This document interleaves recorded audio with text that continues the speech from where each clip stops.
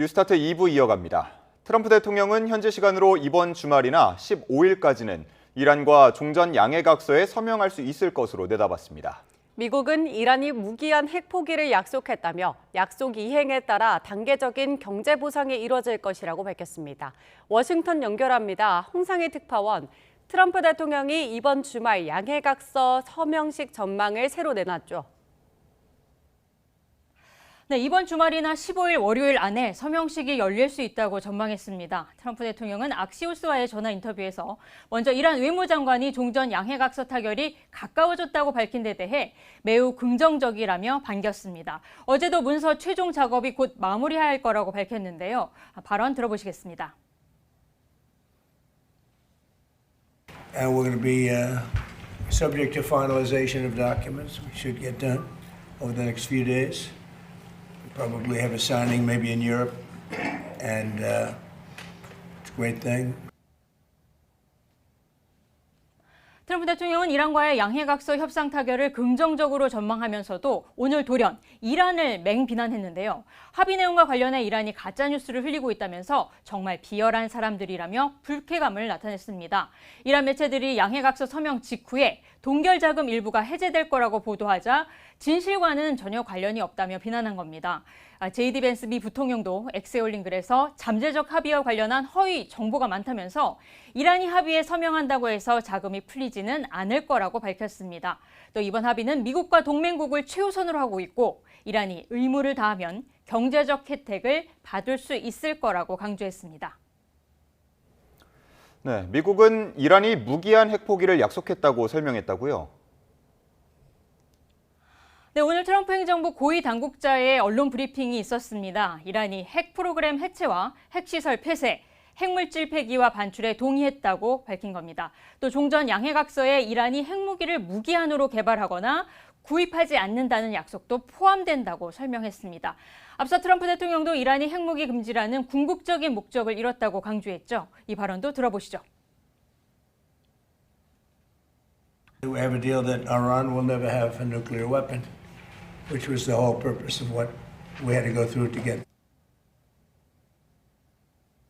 이와 함께 이란의 핵 프로그램 해체 등 과정에서 검증이 이루어지고 이란이 약속을 이행하면 동결 자금 지급과 제재 해제 등 경제적 보상이 단계적으로 이루어질 거라고 말했습니다.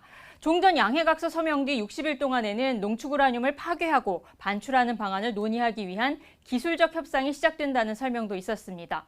또 양해각서 서명 이후에 호르무즈 해협은 즉시 개방되고 미국도 이란에 해상 봉쇄를 해제한다는 내용도 포함됐다고 설명했습니다. 또 이스라엘과 레바논 내 헤즈볼라와의 평화협정도 포함이 됐고요. 이란은 친이란 무장단체의 자금을 지원하지 않기로 했습니다. 이 당국자는 이란 최고 지도자 모주타바 하메네이가 동의한 것이 분명하다면서 이번 종전 양해각서가 성과 기반 합의로 초안보다 강화됐다고 평가했습니다. 네, 그런데 이란은 잠정 합의가 이행되기 전까지는 핵 협상을 안 하겠다고 밝혔죠. 네, 아바스 아라그치 이란 외무장관은 미국과의 핵 협상은 종전 양해각서 합의안이 이행되지 않으면 진행되지 않을 거라고 말했습니다. 잠시 전 이란 국영 TV 프로그램에서 아라그치 장관은 농축 우라늄 처리도 이란 내에서 희석하는 것이 유일한 방법이라며 국외 반출을 하지 않겠다는 뜻을 밝혔습니다. 또 미국의 해상 봉쇄가 완전히 해제돼야 한다고 강조했습니다. 그러면서도 종전 양해각서가 그 어느 때보다도 가까워졌다는 발언도 했는데요.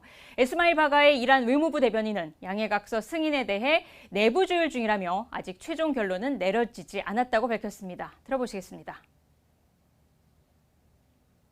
ما فارغ از لفاظی‌ها و تهدیدها و ادعاهای طرف مقابل متمرکز هستیم بر منافع ملت ایران. کار خودمون رو انجام میدیم. 이란 파르스 통신은 양해각서 서명식이 일요일 제네바에서 열린다는 트럼프 대통령과 일부 언론의 주장은 전혀 사실이 아니라고 보도하기도 했습니다. 베냐민 네타냐후 이스라엘 총리는 성명을 발표하고 자신이 총리로 있는 한 이란은 핵무기를 갖지 못할 것이라며 트럼프 대통령과 완전한 의견 일치를 봤다고 강조했습니다.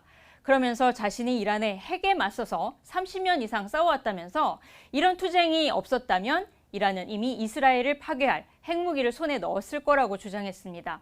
이스라엘 카츠 국방장관도 이란의 핵무기 확보를 막기 위한 독자적인 능력을 확보할 거라면서 레바논에서 철군하지 않을 거라고 밝혔습니다. 지금까지 워싱턴에서 전해드렸습니다.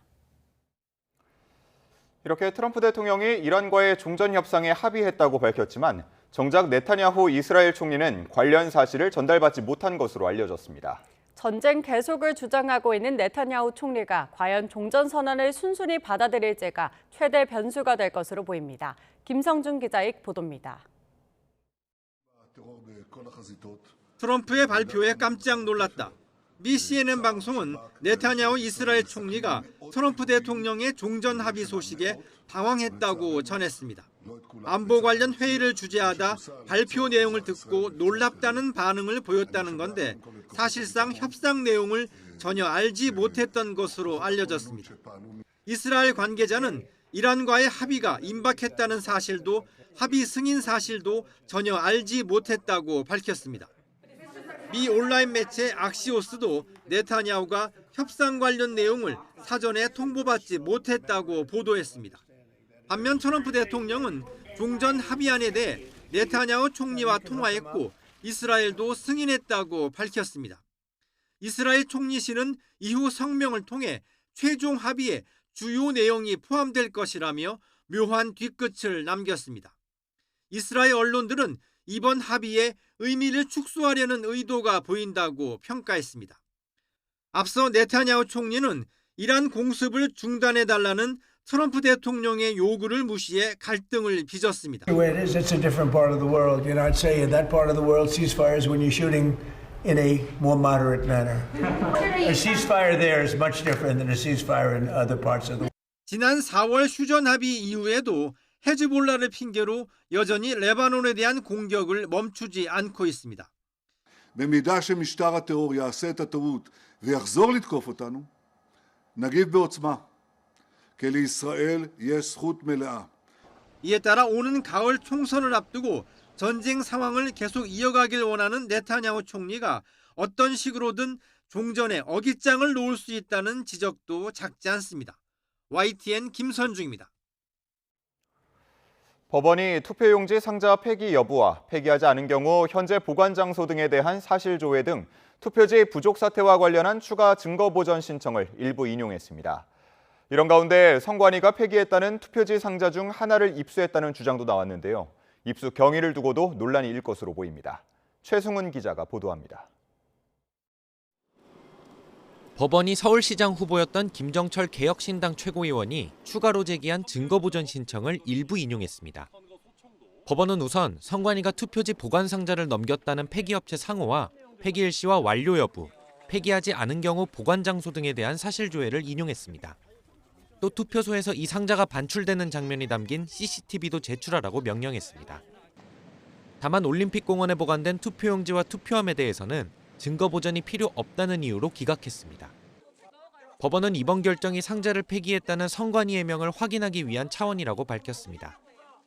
이런 가운데 유튜버 전한길 씨가 선관위가 폐기했다고 밝힌 투표지 보관 상자를 입수했다고 주장하며 실물을 공개했습니다.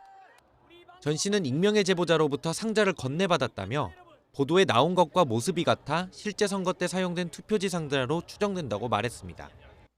이에 대해 선관위는 투표지 보관 상자 7개 가운데 몇 개를 폐기했는지는 알 수 없다며 지난 5일 잠실 제2투표소에서 투표함이 반출되고 당일 오후 주민센터가 남은 물품을 회수하러 가기 전에 누군가 상자를 가져간 것으로 보인다고 말했습니다. 그러면서 빈 투표지 상자는 폐기 대상으로 통상적인 일정에 따라 폐기했을 뿐 증거 보전을 피하기 위한 것이 아니었다고 거듭 강조했습니다. 하지만 해당 상자가 부실한 선거 사무 실태의 주요 증거가 될 수도 있다는 지적 속에 전 씨가 공개한 상자가 실제 선관위 물품이라면 민간이 입수한 경위도 논란이 될 것으로 보입니다. 이런 가운데 경찰은 개표소 앞에서 여자 핸드볼 유소년 대표팀 선수들의 소지품을 수색한 시위 참가자 3명을 강요 혐의로 입건하고 여성 1명에 대해서는 출석을 요구했습니다. 또 기자를 감금한 혐의를 받는 시위 참가자 3명의 신원도 특정하고 있다고 밝혔습니다. YTN 최승훈입니다.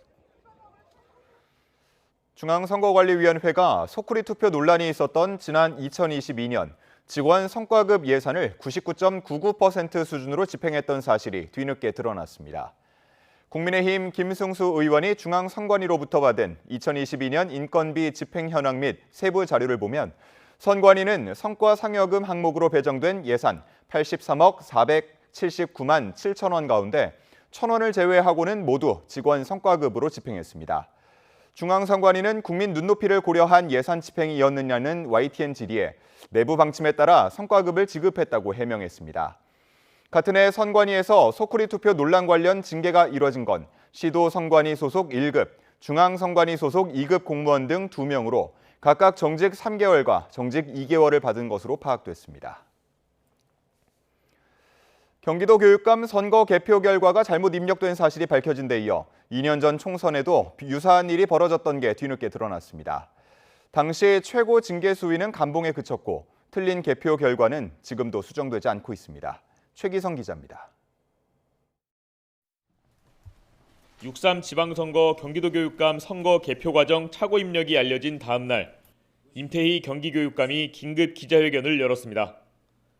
임 교육감은 선관위에 모든 선거 정보를 공개하고 검증받으라고 말했습니다. 이번 사태는 헌법 수호 문제입니다. 헌법 수호는 대통령의 책임입니다. 이재명 대통령께서 이 문제에 대해서는 직접 나서서 책임 있게 처리해 주십시오. 이번 사태에 대해 안민석 경기교육감 당선인 측은 정확하고 공정한 선거 관리가 되기를 기대한다고 밝혔습니다. 그런데 앞서 2024년 22대 총선 당시에도 경기 수원정 선거구에서 유효표 2,200여 표가 무더기로 무효표로 처리되는 오류가 있었던 것으로 뒤늦게 확인됐습니다. 선거는 4월 10일이었고 그거는 6월 중순께 그들이 문서를 가지고 왔을 때 이제 뭐 정정할 게 있다 하면서 왔고 그 사람이 그 3명이 왔어요. 그래서 득표수가 변경됐다. 근데 우리 선관위 홈페이지엔 여전히 잘못된 수치가 올라와 있는데 선관위는 선거 무효 소송이 진행 중이라 수정하지 않고 있다고 해명했습니다. 수정해서 당연히 선관위 홈페이지에 게시가 되어야 되는 거 아니겠습니까? 그런데 아직도 그것이 수정되어지지 않고 있다라고 하는 것이 사실 제일 충격적이에요. 하지만 YTN 취재 결과 재량에 따라 정정할 수 있는데도 고치지 않고 있는 것으로 확인됐습니다. 또 현재 경기도 선관위에 재직 중인 7명이 당시 사건으로 징계를 받았는데 최고 징계 수위는 감봉 3개월이 전부였습니다. 정직 이상 중징계를 받은 사람은 없습니다. 2022년 대선과 지방선거부터 전수조사가 도입됐고 이번에 드러난 2건 모두 전수조사로 밝혀진 사안입니다. 다만 선관위는 이전 선거에 대한 전수조사 계획은 없다고 밝혀 추가 오류 가능성을 배제할 수 없는 상황입니다. 한편 임태훈 군인권센터 소장은 중앙선관위원장 등 65명의 탄핵 소추를 촉구하는 국민 동의 청원을 냈습니다. YTN 최기성입니다. 여야가 이르면 다음 주 투표용지 부족 사태와 관련한 국정조사 특위를 출범시키기 위한 준비 절차에 착수했습니다. 야권의 특검 주장과 국민의힘 일각의 부정선거 의혹이 막판 변수가 될 수는 있지만 정쟁의 늪에 빠지기 전 심상찮은 여론부터 들여다봐야 할 것 같습니다. 강민경 기자입니다. 이번 사태의 진원지 선거관리위원회를 먼지 한 톨 남기지 않고 털어야 한다는 데는 여야 간 이견이 없습니다. 민주당은 다음 주 본회의를 열고 투표용지 부족 사태 국정조사 계획서를 의결하겠다는 방침을 재확인했습니다. 국회가 조속히 국정조사에 돌입해야 합니다.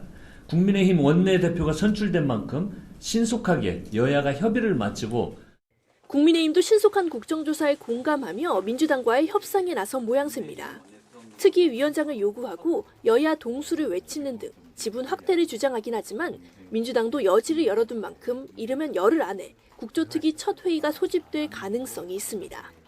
관건은 오히려 특검을 둘러싼 양당의 미묘한 시각차입니다. 민주당은 특검도 좋지만 일단 국정조사부터 시작하자는 입장입니다. 국정조사 특위를 즉시 가동시켜야 하겠습니다. 그리고 빠른 시일 안에 진상규명을 위한 특검도 이루어져야 한다. 반면 국민의힘은 투트랙 가동을 고수해 막판 진통을 겪을 수 있습니다. 국정조사 결과를 보고 특검을 하자는 더불어민주당의 주장은 진상규명을 방해하는 작태입니다. 국민의힘 장동혁 대표가 일부 세력의 부정선거 주장을 용인하며 전국 재선거만이 답이라고 거듭 주장하는 상황도 협상의 변수가 될 수 있습니다.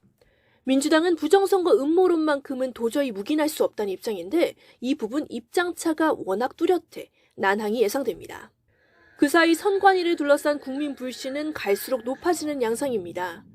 국민 4명 중 1명은 이번 투표용지 부족 사태를 부정선거 시도 증거라고 생각한다는 여론조사 결과가 나왔고 전면 재선거에 찬성하는 응답자도 44%나 돼 반대 48%와 큰 차이를 보이지 않았습니다. 특히 2030 세대의 60% 이상이 전면 재선거를 요구하고 있다는 대목은 주목할 만합니다. 청년층을 중심으로 민주주의의 근간을 의심하고 있다는 정황이 확산되는 만큼 정치권도 이번 사태만큼은 정쟁의 대상으로 바라봐선 안 된다는 경고의 목소리가 높습니다. YTN 강민경입니다. 이탈리아를 국빈 방문한 이재명 대통령이 마타렐라 대통령에 이어 어제는 조르자 멜로니 총리와 정상회담을 했습니다. 오는 2030년까지 양국 관계 발전 방안을 충실히 이행하기 위한 전략적 행동 계획에 합의했습니다. 강진원 기자의 보도입니다. 이재명 대통령이 영빈관 정원으로 걸어 들어오자 멜로니 이탈리아 총리가 먼저 손을 건네며 반갑게 맞이합니다.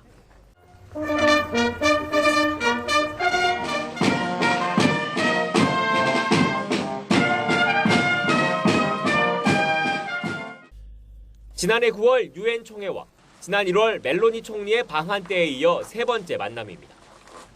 내각 책임제인 이탈리아에서 국정 운영에 실권을 쥔 멜로니 총리와의 회담에선 구체적인 성과물이 도출됐습니다. 올해부터 2030년까지 두 나라의 협력 방안을 충실히 이행하기 위한 한 이탈리아 전략적 행동 계획이 채택된 겁니다. 8개 항목으로 구성된 행동 계획은 정치와 경제, 과학기술, 문화와 교육, 국방협력 등 여러 분야가 망라돼 있습니다. 정례적으로 자주 만나고 교류를 늘리는 건 물론 주기적으로 이행 상황을 점검하는 게 핵심입니다. 이런 공감대 아래 두 나라 관계 발전을 위한 정부 차원의 양해각서, MOU 4건도 새로 체결됐습니다. 아프리카에서 구체적인 협력 사업을 시범적으로 추진하고 AI와 생명과학 등 첨단 과학기술 분야 협력을 강화하기로 뜻을 모았습니다. 중소기업 소상공인 관련 제도의 교류 촉진과 협동조합 선도국인 이탈리아와 사회 연대경제 분야 정책도 함께 연구하기로 했습니다. 이탈리아 측은 26년 만에 국빈 방문한 대한민국 정상을 위해 공식 환영식에 이어 공식 환송식까지 개최하며 최고 수준으로 예우했습니다. 양국 정상 간 외교 일정을 마친 이 대통령은 주요 기업인들이 모인 행사에 참석해 두 나라의 경제 협력을 강조했습니다.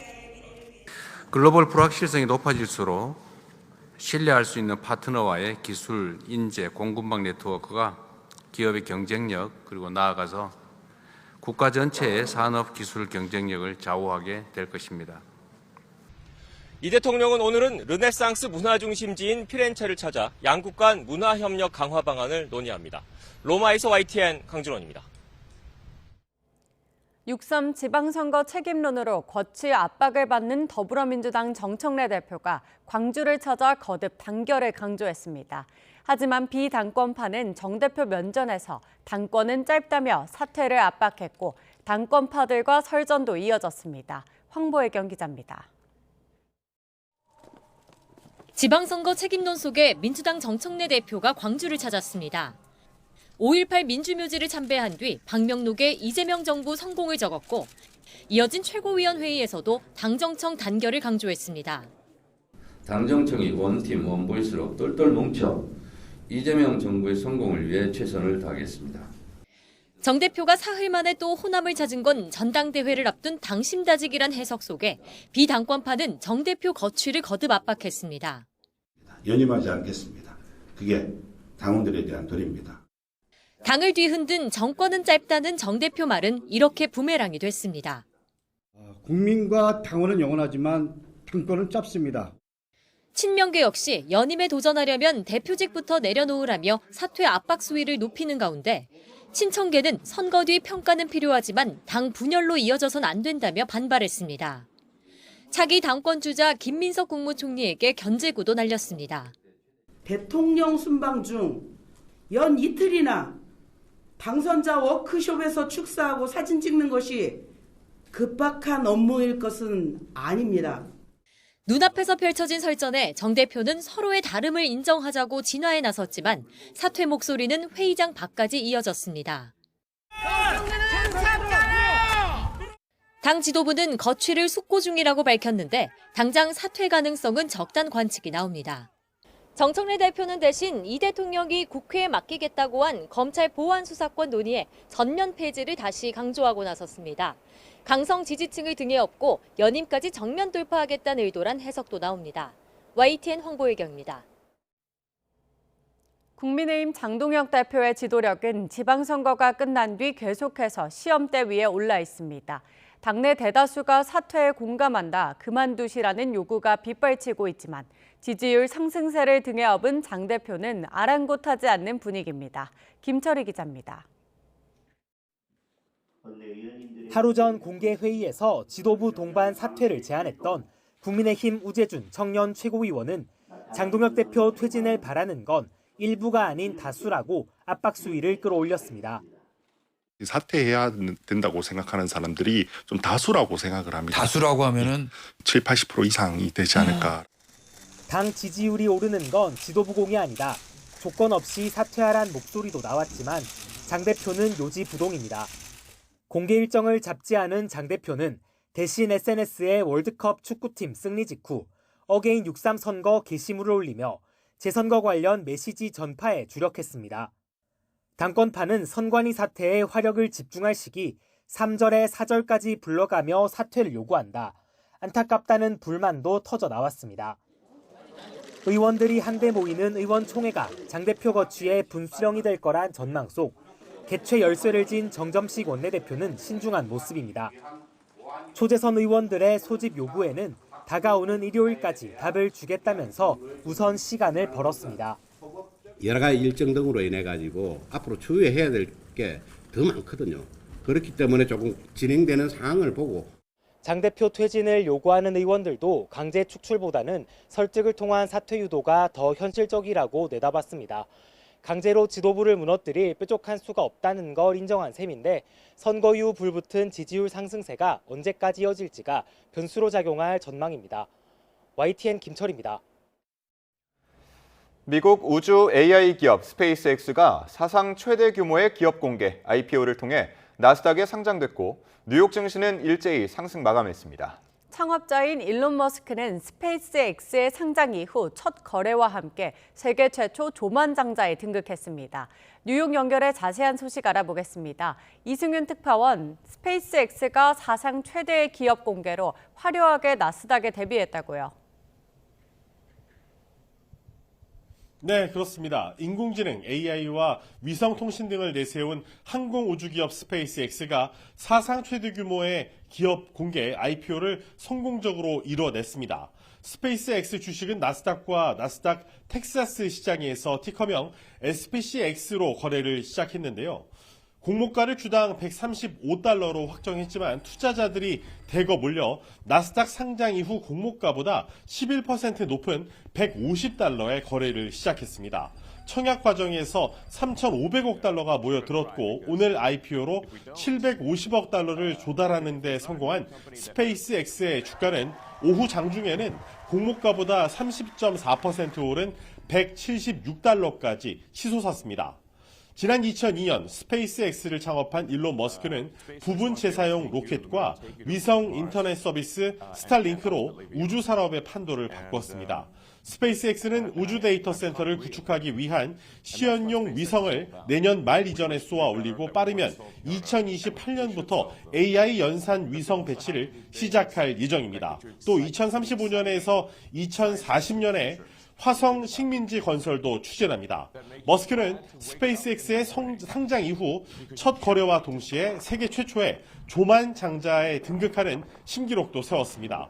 일론 머스크의 총 자산 규모는 1조 500억 달러, 우리 돈 1,594조 원으로 불어났는데 무려 스위스 국내 총생산 GDP와 맞먹는 규모입니다. 또 스페이스X의 전현직 직원 4,400여 명이 백만장자가 되고 이 가운데 약 400명은 1억 달러 이상을 손에 쥘 것으로 추산됩니다. 이번 IPO로 사업적 비전에 대한 자본시장에 압도적인 신뢰를 얻은 일론 머스크의 발언 직접 들어보시겠습니다.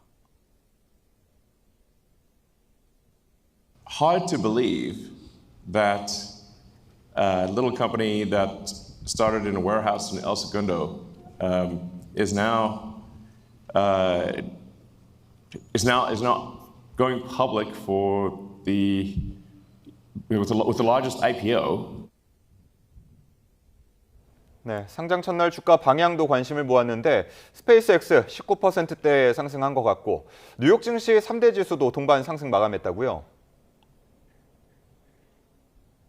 네, 그렇습니다. 스페이스X 주가는 19.34% 올랐습니다. 나스닥과 우량주 중심의 다우존스 지수, 대형주 위주의 S&P 500 지수 모두 상승 마감했습니다. 다만 IPO 신고서 상으로 스페이스X는 지난해 49억 달러 이상의 손실을 내서 이 내실에 대한 의문이 제기되면서 상승폭은 상대적으로 제한적이었습니다. 앞서 메타 플랫폼이 상장 이후 주가가 급락했던 것도 영향을 미친 것으로 보입니다. 스페이스X의 증시 입성은 글로벌 IPO 시장의 중대 기준점이 되는 동시에 실리콘밸리와 월가의 엄청난 부의 산사태를 일으킬 전망입니다. 공모가 기준 기업 가치는 1조 7,700억 달러, 우리 돈으로 2,686조 원으로 글로벌 상장 기업 10위 안에 진입했고 계장가 기준으로는 시가총액이 2조 1,200억 달러를 기록했습니다. 이에 따라 엔비디아, 구글의 모기업인 알파벳, 애플, 마이크로소프트, 아마존에 이어 기업 가치로 세계 6위 자리에 안착했습니다. 다만 경제 전문가들은 스페이스X의 S&P 500 지수 편입은 4개 분기 연속 흑자 요건을 충족할 수 있는 오는 2028년 이후에야 현실화할 가능성이 크다고 분석했습니다. 지금까지 뉴욕에서 YTN 이승윤입니다.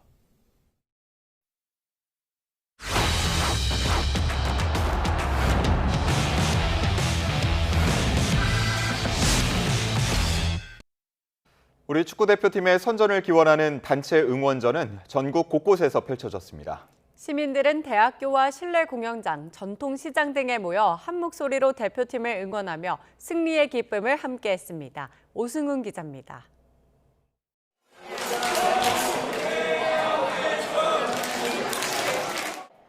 손에 태극기를 들고 축구대표팀 유니폼을 입은 학생들이 대학교 강당에 모였습니다. 숨죽이며 경기를 지켜보던 순간 득점 장면이 나오자 환호성이 터져나옵니다.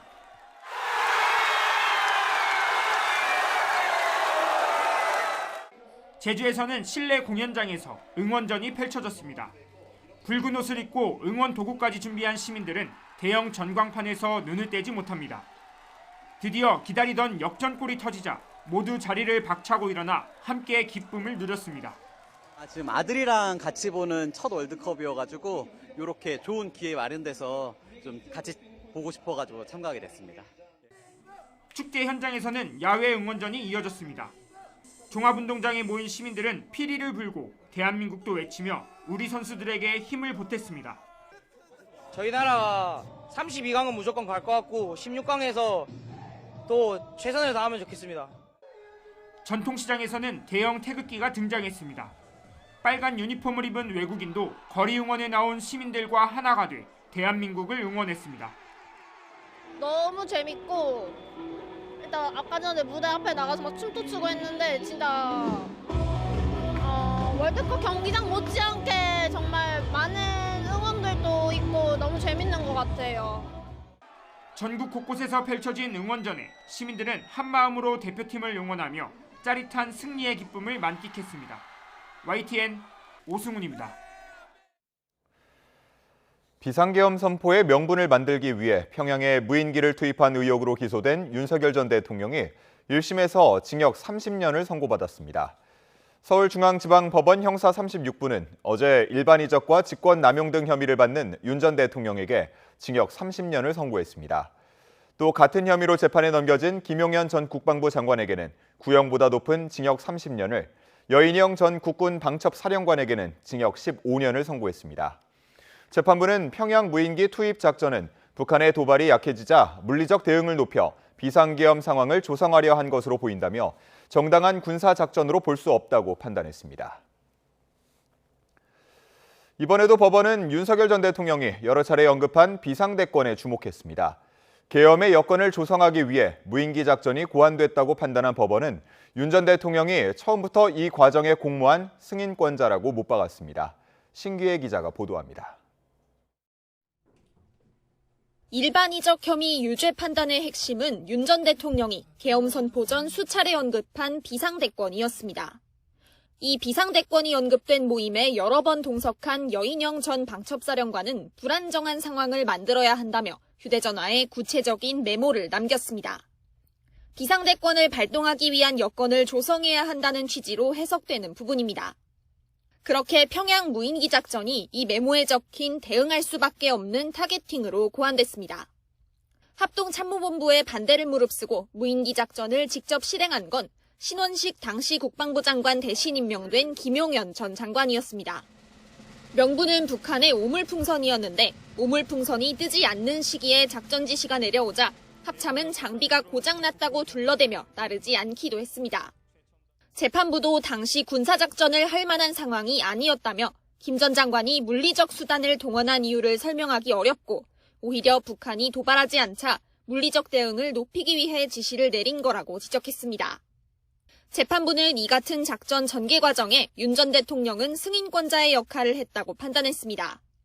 김 전 장관이 대통령의 승인 없이 장관의 권한으로 작전을 감행했다고 보기 어렵고 오히려 윤 전 대통령은 작전이 비밀리에 계속될 거라는 점을 알고 있었다고 질타했습니다. 윤 전 대통령은 재판 과정에서 국가안보실로부터 작전을 보고받지 못했다고 주장해왔습니다. 하지만 법원은 오히려 국가안보실은 작전 자체를 몰랐다며 윤 전 대통령이 처음부터 작전을 공모한 게 맞는다고 못 박았습니다. YTN 신기혜입니다. 급증하는 촉법소년 범죄에 대응하기 위해 법무부가 보호에 초점을 맞춘 소년범 전담체계 구축에 나섭니다. 보호관찰 단계에서부터 성인 범죄자와 공간을 분리하고 소년의 특성에 맞게 개입한다는 구상인데요. 임혜진 기자가 시범 운영 중인 소년사법 통합기관 현장에 다녀왔습니다. 술에 취한 중학생이 경찰 순찰차에 올라가서 행패를 부려 논란이 되고 있습니다. 폭행을 멈춰달라는데도 또래 뺨을 계속 때린 촉법소년 중학생이 가정법원에 넘겨졌습니다. 형사처벌을 받지 않는 촉법소년 범죄 증가로 기준 연령 하향에 대한 요구가 커지는 가운데 법무부가 소년범죄 예방 대책 마련에 나섰습니다. 최근 소년범죄는 나이는 어려지고 재범률은 커지는 양상을 띠고 있습니다. 지난해 기준 보호관찰 대상 소년의 재범률은 12.3%로 성인 재범률의 3배가 넘습니다. 이에 법무부는 범죄의 고리를 끊기 위해 올해 3월부터 서울, 광주, 안산, 전국 3곳에서 소년사법 통합기관을 시범 운영하고 있습니다. 성인과 소년의 보호관찰 공간을 분리하고 소년의 특성에 맞는 전문적 처우를 제공하겠다는 건데 보호관찰소에서 성인 범죄자를 접촉하며 범죄를 학습하게 되는 부작용을 원천 차단하겠다는 겁니다. 소년 같은 경우는 사회복귀가 좀 우선적으로 선도와 사회복귀가 우선적으로 돼야 되기 때문에 그 복귀 활동에 필요한 조치가 어떤 것들이 있는지를 이렇게 서로 협의하고 면담실과 대기실은 밝고 편안한 분위기로 꾸며졌고 좀 학생 친화적이고 아이들이 좀 편안하게 느낄 수 있도록 딱딱한 기관이 아니다라는 이미지를 주려고 저희가 이런 대기 공간을 마련했고요. 심리 상담과 모의 법정을 통해 자신과 타인의 입장을 이해해보는 교육도 진행합니다. 법무부는 이 같은 소년사법 통합기관을 오는 2027년에는 전국으로 확대하겠다는 계획입니다. 아울러 초기 비행 단계부터 국가가 적극 개입해 범죄 소년으로의 전이를 예방한다는 구상인데 이를 위해 법무부 내 소년 비행 정책 전담 조직 개편도 추진할 전망입니다. YTN 임혜진입니다. 충북 청주 SK하이닉스 공장에서 불이 나 직원 4천여 명이 한때 대피하고 직원들 10여 명이 병원으로 옮겨졌습니다. 최근 이 사업장에서 화재와 화학물질 관련 사고가 잇따르면서 안전관리 체계를 다시 점검해야 한다는 지적이 나옵니다. 이성우 기자입니다. 충북 청주 SK하이닉스 4캠퍼스입니다. 오전 9시 55분쯤 이곳 M15X 공장 2층 가스룸에서 불이 났습니다. 불은 스프링클러가 작동하면서 10여 분 만에 자체 진화됐지만 공장 안에 있던 직원 4천여 명이 한때 밖으로 대피했습니다. 이 가운데 어지러움 등을 호소한 직원 10여 명은 사내 부설 병원으로 이송됐습니다. 소방당국 측정 결과 실제 가스 누출은 없었던 것으로 확인됐습니다. 문제는 최근 이 사업장에서 비슷한 사고가 잇따르고 있다는 점입니다. 지난 1일에도 공장 유층 가스룸에서 불이 나 직원 수천 명이 대피했고 올해 초에도 배관 작업 중 작업자들이 화학물질에 접촉하는 사고가 있었습니다. 큰 인명피해로 이어지진 않았지만 시민단체는 반복되는 사고 자체를 가볍게 봐서는 안 된다고 지적합니다. 또 회사 측에만 안전관리를 맡겨두지 말고 관계기관과 시민사회 등과 협력해 안전관리 대책을 마련해야 한다고 강조합니다. 사고가 발생하지 않도록 하는 지역 대비 체계 이런 것들을 잘 구축하는 방안들이 필요할 것 같고 그걸 구축하는 데 지자체와 시민사회 그리고 환경부가 같이 나서서 좀 같이 뭔가를 만들어가야 되지 않을까 싶습니다. 하이닉스 측은 최근 전사 안전체계 대정비 주간을 운영하며 고위험 작업과 현장까지 점검했다고 설명했습니다. 하지만 이딴 사고를 막기 위해서는 단순 점검을 넘어 사고 원인과 대응 과정, 안전관리 체계가 제대로 작동했는지까지 들여다봐야 한다는 목소리가 커지고 있습니다. YTN 이성우입니다. 강원도에 있는 유명 축산조합 한우가 시중에 싸게 풀렸습니다. 알고 보니 소고기 출고와 배송을 책임지던 조합 직원이 몰래 빼돌린 건데요. 이렇게 5년 동안 1,000건이 넘는 거래를 통해 횡령한 금액이 조합 추산 무려 30억 원이 넘습니다. 지황 기자가 단독 보도합니다. 강원도에 있는 축산영농조합입니다. 70개가 넘는 한우 농가가 속해 있고 농가가 키우는 소는 5,000마리에 이릅니다. 출고와 배송을 담당하던 유통과장 37살 박모 씨가 도축된 소고기를 몰래 내다판 건 지난 2021년부터 육가공 공장 냉장 창고에 있던 소고기를 빼돌린 건데 수법은 간단했습니다. 자신이 맡은 거래 명세표를 조작해 반출한 한우가 재고로 잡혀 있는 것처럼 속였습니다. 이른바 2플러스 안심 등심 등 비싼 구이용 부위를 주로 반출한 뒤 축산물 직판장이나 마트, 식당 등 전국 판매업체 10여 곳에 40% 할인된 금액에 팔았습니다. 판매 횟수가 무려 1,000건이 넘었습니다.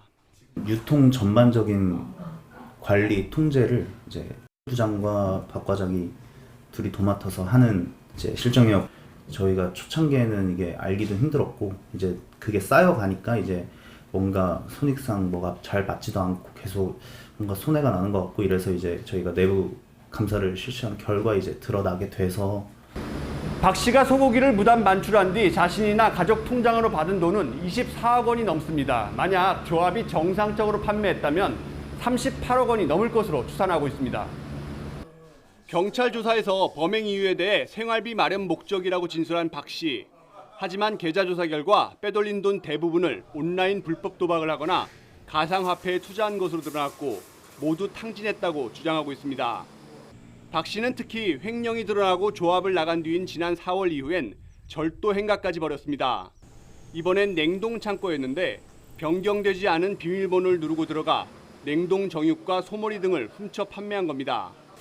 박 씨는 현재 횡령과 절도 등의 혐의로 구속된 후 재판을 앞둔 상황. 경찰은 조합 내 유통 총책임자의 공범 여부를 확인하고 있으며 박 씨로부터 저가의 한우를 납품받은 업체를 상대로도 수사를 벌이고 있습니다. YTN 지환입니다. 기후변화로 집중호우가 잦아지면서 자연재해가 대형 복합재난으로 이어질 우려가 커졌습니다. 이에 정부가 산사태로 인한 열차 탈선과 대형 폭발 등 최악의 시나리오를 가정해 범정부 차원의 합동 대응 훈련을 실시했습니다. 그 현장을 이승훈 기자가 다녀왔습니다. 무게를 이겨내지 못한 흙더미가 기타를 따라 쏟아져 내리면서 때마침 그곳을 지나던 화물차를 덮치고 이어 화물차를 가득 채운 항공유가 새 나오면서 유증기가 피어오르더니 마찰로 생긴 불꽃에 대형 폭발로 이어집니다. 사고 상황 전파 및 유관기관 출동 요청하겠습니다. 자연재해가 크고 복잡한 재난으로 이어진 상황. 현장의 진압과 구조는 초기 1단계를 거쳐 대응 3단계가 발령되고 정부는 중대본을 가동해 현장 질서와 사고 수습에 나섭니다. 최악의 재난 상황이지만 가정된 상황이고 또 시나리오대로 움직인 만큼 화재 진압과 선로를 다시 연결하는 데까지 채 1시간이 걸리지 않아 훈련은 마무리됩니다. 하지만 이게 실제 상황이었다면 최종 복구까지는 몇 달, 아니 길어지면 해를 넘기는 경우도 있습니다. 이런 일이 없어야 되겠지만 만약에 이런 복합적인 재난이 발생을 했을 때 정부가 힘을 합쳐서 원팀으로 대응하는 그런 훈련을 했다는 데 저희는 의미가 있다고 생각을 하고 있습니다. 기후변화를 넘어선 기후위기 시대가 열리면서 집중호우의 발생 빈도는 최근 20년 새 2배 가까이 늘었습니다. 20회 전의 시설과 장비는 이미 현장에서 사라졌지만 열차 탈선과 대형 폭발 등 복합 재난으로 인한 위험은 여전히 우리의 안전한 여름을 위협하고 있습니다. YTN 이승훈입니다. 올해 한국은 물론 전 세계 날씨의 가장 큰 변수로 꼽히는 엘니뇨 현상이 공식적으로 시작됐습니다. 이번 엘니뇨는 올 가을쯤 기록적인 수준으로 발달할 전망이어서 극단적 기상이변에 대한 우려가 커지고 있습니다. 보도에 유투건 기자입니다. 적도 부근 동태평양의 해수면 온도가 가파르게 올라 결국 엘니뇨 단계에 접어들었습니다. 미국 기상당국은 이번 엘니뇨가 76년 만에 가장 강력한 슈퍼 엘니뇨로 발달할 가능성이 크다고 분석했습니다. It's checking all the boxes for it evolving into being one of the historically strong events since 1950. 통상 엘니뇨는 태평양을 사이에 둔 양쪽 대륙에 극단적으로 다른 날씨를 몰고 옵니다. 아시아에선 기록적인 폭염이나 가뭄이 자주 일어났습니다. 이미 인도와 태국, 인도네시아, 호주 등의 주요 곡창지대는 때이른 더위와 가뭄 때문에 파종이나 수확에 차질을 빚고 있습니다. Karena apa itu ya nggak berani nanam ketiga karena takut airnya tuh nggak cukup. Lagian apa artinya? 반대로 북미와 남미의 서부 지역은 강력한 허리케인이나 폭우에 시달릴 가능성이 큽니다. Esse fenômeno sempre induz uma situação meteorológica que aumenta as chuvas. 엘니뇨가 발생하는 정확한 원인은 아직 규명되지 않았습니다. 다만 지구온난화가 더욱 강력한 엘니뇨를 유발하고 엘니뇨 때문에 지구온난화가 가속되는 악순환이 이어지고 있다는 데엔 많은 과학자가 동의하고 있습니다.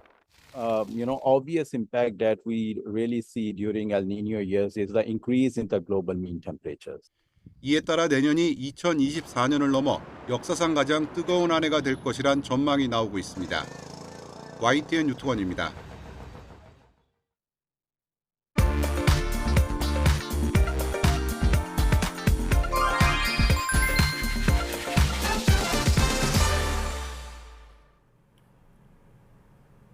네, 이번 주말은 더위가 다시 강해진다고 하는데요. 서울의 한낮 기온이 열흘 만에 30도를 웃돌겠습니다.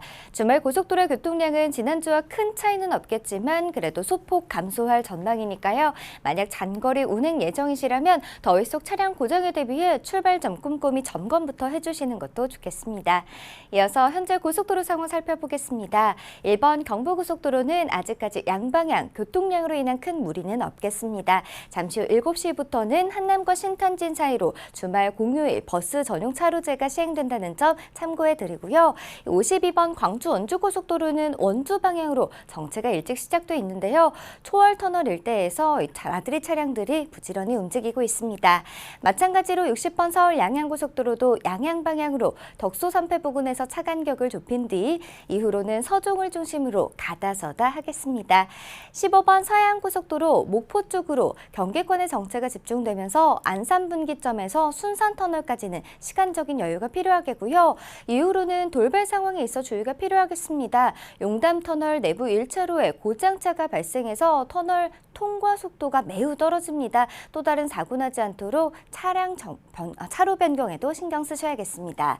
곳곳으로 짙은 안개 구간도 이어지는 아침입니다. 안개 구간 통과하실 때에는 비상등 활용하시면서 감속해 주시기 바랍니다. 전방 주시 잊지 마시고요. 고속도로 교통방송 유가연이었습니다.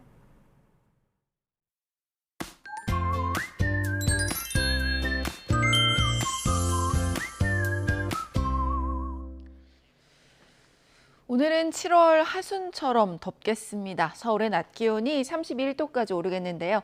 일요일인 내일은 곳곳에 소나기가 내립니다. 주말 나들이 계획에 참고하시면 좋겠네요. 오늘 오후부터 저녁 사이 호남 내륙을 중심으로 소나기가 오겠고요. 낮 동안 전국적으로 자외선이 강하겠습니다. 현재 기온 살펴보겠습니다. 현재 춘천이 13.3도, 대구가 18도 보이고 있고요. 낮 기온은 서울이 31도를 비롯해 청주, 대전 31도, 대구 32도까지 오를 것으로 보입니다. 다음 주에는 낮 기온이 30도를 웃돌면서 불볕더위가 계속될 전망입니다. 날씨였습니다.